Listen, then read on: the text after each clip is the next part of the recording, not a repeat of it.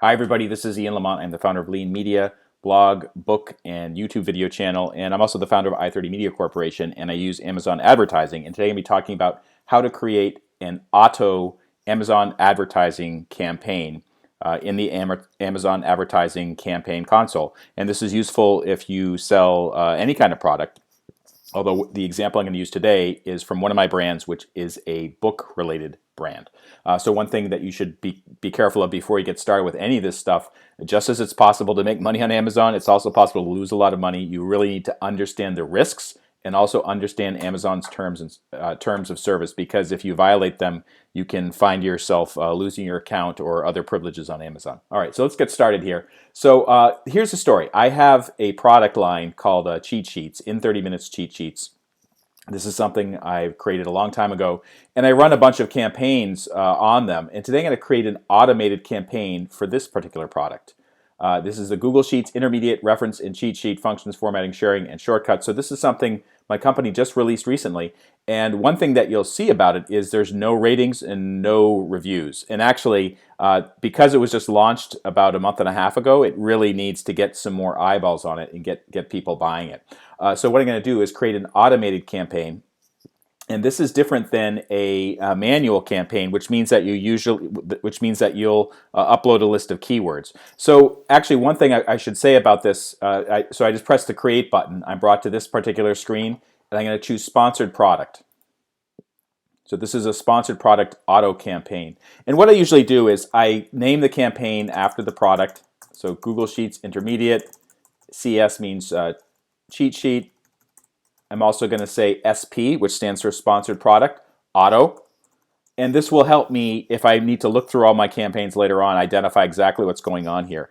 And I'm also going to do something else. I'm going to do put some numbers here, 0.66, 0.33, 0.44, and 0.11. And these numbers will have some meaning later on, which I'll show you. Start date is today. I'm not going to set an end date because these things sell throughout the year. And then for daily budget, I might do $20. And one thing I've learned about creating campaigns on Amazon over the past couple of years is that I rarely hit my daily budget. Although, if you are bidding at a very high level, like spending $1 or $2 per click on Amazon, you really can easily hit your daily budget. But I never budget that much. In the areas where I compete in, it's not hugely competitive. So there's not a huge number of people actually hitting these keywords. So when it comes to targeting, select automatic targeting. If you select manual targeting, that means you're going to upload the keyword. So automatic targeting. And one other thing I should say about automatic targeting is I used to do this because it was easy and quick to set up a campaign. Now it's not so easy or not so quick because there's other things that you need, other assets you need to upload, even if you're not uploading keywords. And I'll show you what I mean in a minute. So campaign bidding strategy. This is something where you can lose a lot of money if you're not careful. I always do dynamic bids down only. What this is Amazon is automatically adjusting your bid levels. If you do it up and down by a maximum of 100%, like you may be bidding, like let's say 50 cents on a set of keywords or on a group of keywords in your automatic campaign, and they'll raise it by 100% to $1, depending on factors that maybe aren't so clear to you or me, but are very profitable to Amazon. So I do dynamic bids down only, adjust bids by placement.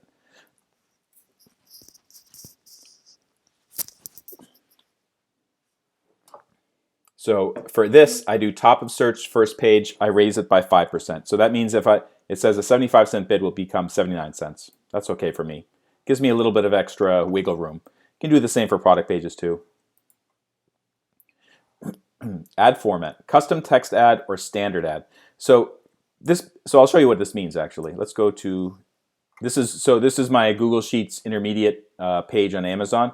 If you scroll down, you'll see this products related to this item, and it says sponsored. And actually, some of my products are there. These are actually other cheat sheets I sell, and they're showing up on the ad. This one has custom text. You can see functions and formulas with examples, blah blah blah blah. These two, they do not. There's no custom text. So I usually advise putting in the custom text because it just gives your product a little bit of an extra edge. So I'm going to do that. Select custom text. And then here is you select the product itself.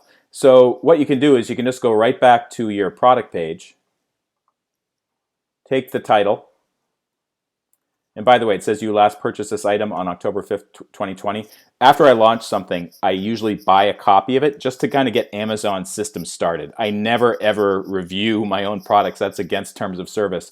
But sometimes to get these kind of Amazon's algorithms and systems working and also make sure that it's available to sellers, you need to order one. And in fact, when I ordered this, Amazon hadn't even asked me to send in any inventory. So this was necessary to do. That's just a little aside. So Google Sheets, I've just copied the name of it. So Windows you do Control-C, Mac you do Command-C, and then I'm just going to paste it right into search by product name, and I'm going to select all Amazon products. And there it is. All right, this is interesting. So it's actually showing ad or campaign will be temporarily paused because sales of this product will result in a loss to Amazon. Honestly, sometimes I don't understand the way Amazon works, but its automated system said I can't advertise this. For the sake of arguments, I'm just going to set it up anyways. But usually, if I saw something like this, I would not do it. And actually, maybe the problem here is it's low stock. But they give you this whole song and dance.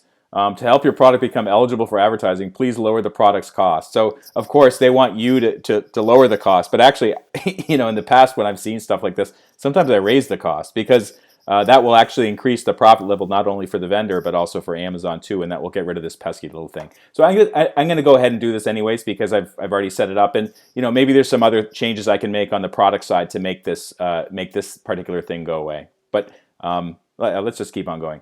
All right, so automatic targeting.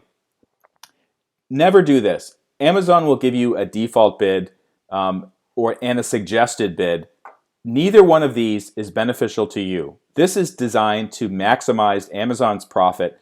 This particular number, 75 cents, for the products that I sell and the margins I have on it, there's no way I'm going to bid 75 cents on something out of the gate, or rarely will I do that. The other thing is this is a suggested bid, and it gives you a range actually, 68 cents to 229. So the problem with this is if you use their suggested bid, this is based on algorithmic factors that are determined by like the keywords on your product description. So Amazon's algorithm, software goes over this text right here, and then it says, well, he's talking about order of operations, or he's talking about static cell references. So it will look in its advertising universe, which is millions of vendors kind of bidding on certain keywords, and determine what it thinks you should be paying for it. So it says 68 cents to 229. And let me tell you something. If I was bidding 229 on this particular keyword, their suggested bid, I would be killed. First of all, 229 per click doesn't mean 229 per sale. It means that every time someone clicks on it, you're paying maximum 229 plus the 5% wiggle room I just added up higher up. So don't do this. And in fact, don't use their suggested mid-range bid. If you're going to use any suggested bid, do the lower end of it, 68 cents, and that's actually similar to what I'm going to do, and I'll show you in a minute. Okay, so this is new.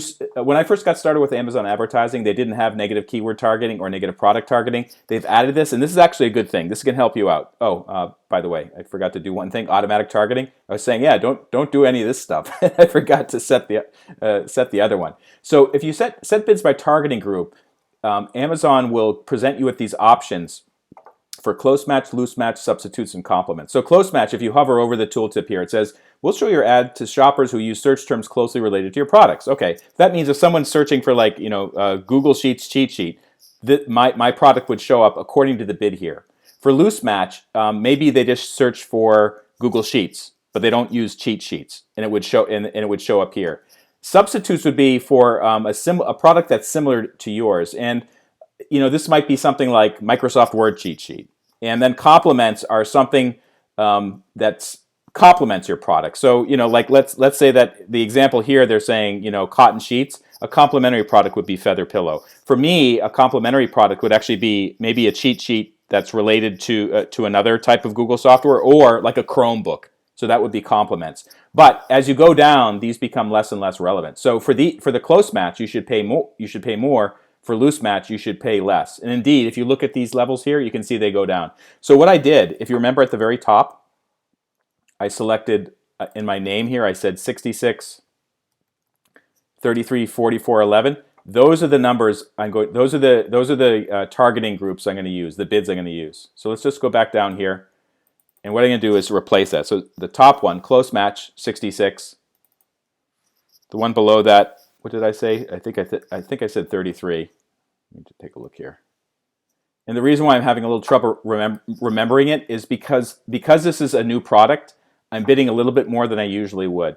And by the way, 66, that's actually pretty close to the suggested range that they had before. If you looked at set default bid. Let's take a look again.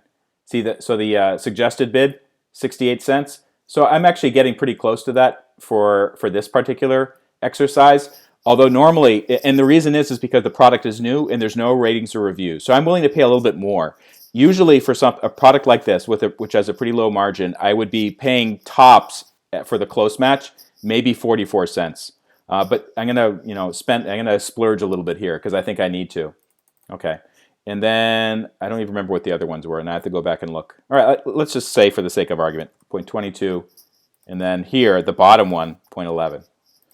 And I'm setting up these numbers based on my experience doing automatic campaigns before and what I know my margin is. And I recommend anybody who's selling anything on Amazon, whether it's it's an $8 cheat sheet or an $80, I don't know what it is, like a feather pillow, you really understand what your margins are before you start bidding on things. Because if you're not careful, you can really lose a lot of money. All right, negative keyword targeting. So they have negative exact and negative phrase. I think you know what that means. Like if I put in the name of something exact, like Chromebook, if anybody searches for that term, my advertisement won't show up. Okay. What I actually do these days, instead of kind of thinking off the top of my head what the keyword should be, I already have a list prepared. It's a spreadsheet, and I just use it. I use it every single time for any product that's related to my cheat sheets, my Google cheat sheets. So I already have a list right here. It includes Chromebook, my name, the names of similar products that I sell. And the reason why I'm putting them here is because I don't want people to search for Ian Lamont and the cheat sheet comes up, because then I pay for it. If they search for Ian Lamont, my name, the books that I've offered should come up naturally on Amazon without me showing an advertisement. So I don't want to be paying for clicks that should be organically gotten for free. Basically, that's what I'm getting at here. So all right, so I just pasted in those. That's looking good. Also, note that I paste in the name of the product itself. Where is it? Well, anyways, yeah, here it is, right here. Google Sheets. This is the name of the product, or a similar name of the product that I'm advertising. And the reason why I do that is because if people are actually searching for the name of the product, I don't want an advertisement of the product to show up. The product should show up anyways on Amazon without me showing an advertisement. Sometimes I've heard stories of people actually trying to advertise on using the name of their product. Like they'll use the name of their product as a keyword, a targeted keyword. They'll pay for the clicks just because they don't want competitors to get it. But I'm not into that kind of mind games. I do have a couple competitors, but I don't think we're as serious cutthroat as some of the other categories on Amazon. So this is new, negative product targeting. And what I used to do is I used to search for the name of the product. So what I would do is like Google Sheets, reference, and cheat sheet. So this is one of the products that I sell. And then I could exclude it from search. You just press the button, hit exclude. Nowadays, I just enter a list of ASINs separated by a comma, space, or new line. And again, I go back to my trusty spreadsheet.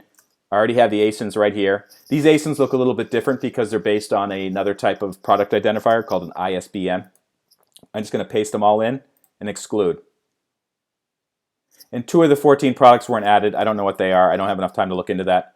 But here, so you can see all the stuff that I've just excluded. And if I had second thoughts, I could remove it. And these, by the way, these are all products that my company produces. These are my own products. I do not want them showing up on an I do not want people who are looking at these products to also see an advertisement for another product I'm selling.